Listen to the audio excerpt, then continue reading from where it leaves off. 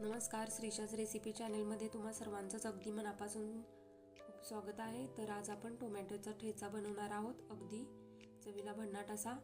इथं मी 3 मीडियम साईजचे टोमॅटो घेतलेत, थोड्याशा हिरव्या मिरच्या घेतलेत आणि लसूण घेतलाय. तर आता आपण मिरचीचे देठ काढून घेणार आहोत. मी इथे थोड्याच मिरच्या घेतलेत कारण या मिरच्या खूप तिखट आहेत. तुम्ही तुमच्या आवडीनुसार मिरचीचे प्रमाण कमी जास्त करू शकता. तर आपल्या मिरच्याचे देठ काढून झाले. आता आपण टोमॅटो चिरून घेऊया.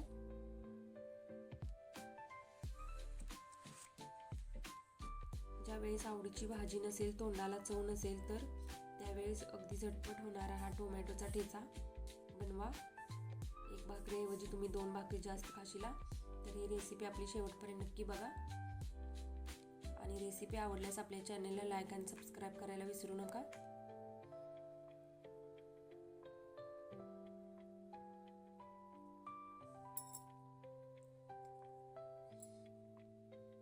तर टोमॅटो आपला चिरून झाला आहे. आता आपण गॅसवर तवा ठेवलेला आहे. तव्यामध्ये आता आपण हिरव्या मिरच्या टाकून घेऊयात.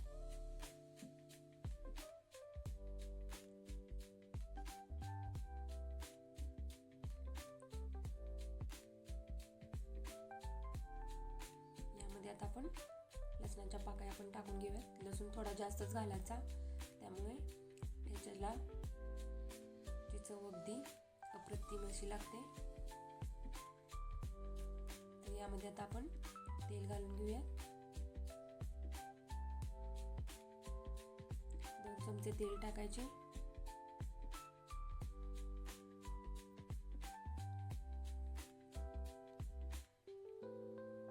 आता यामध्ये आपण अर्धा चमचा जिरे टाकून घेणार आहोत.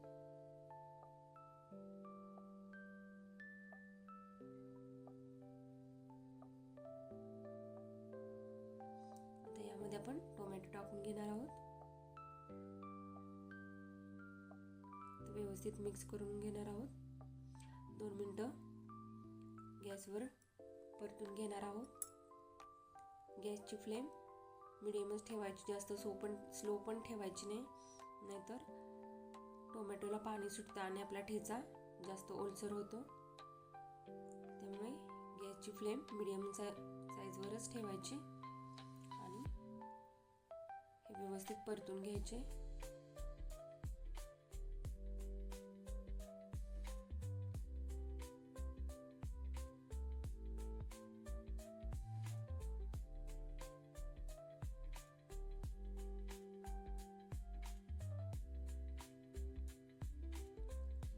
तर काही जीवनात आणि जेवणात ठेचा खाल्ल्याशिवाय मजाच येत नाही.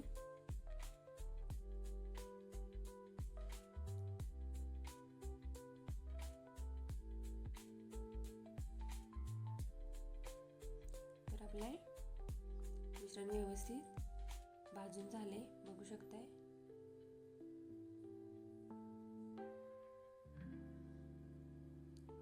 तर याला आता आपण गॅस बंद करून थोडा वेळ थंड होण्यासाठी ठेवणार आहोत.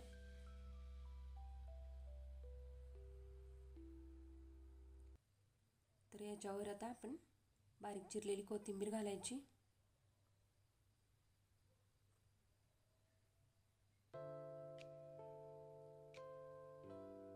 आणि ठेचाला पण वाटून घ्यायचंय आणि चवीनुसार मीठ टाकायचे.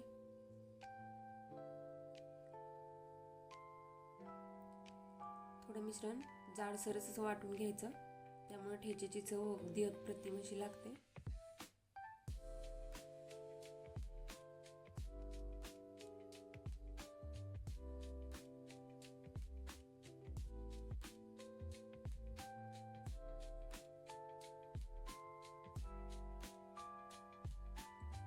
जाडसरच वाटून घेतल्यामुळे हाताने जास्त चव लागते. अगदी 4 ते 5 मिनिटं याला व्यवस्थित मॅश करून घेणार आहोत आपण.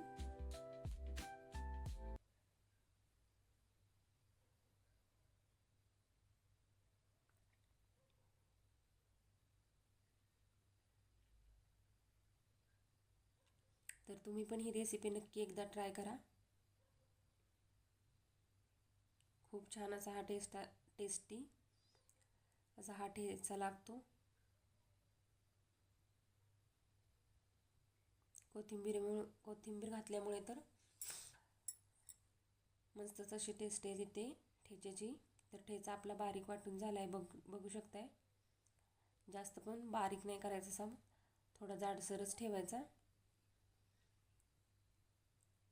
तर अगदी झटपट होणारी रेसिपी आहे. तुम्ही पण ही रेसिपी नक्की एकदा ट्राय करा आणि आपल्या चॅनेलला लाईक आणि सबस्क्राईब करायला विसरू नका.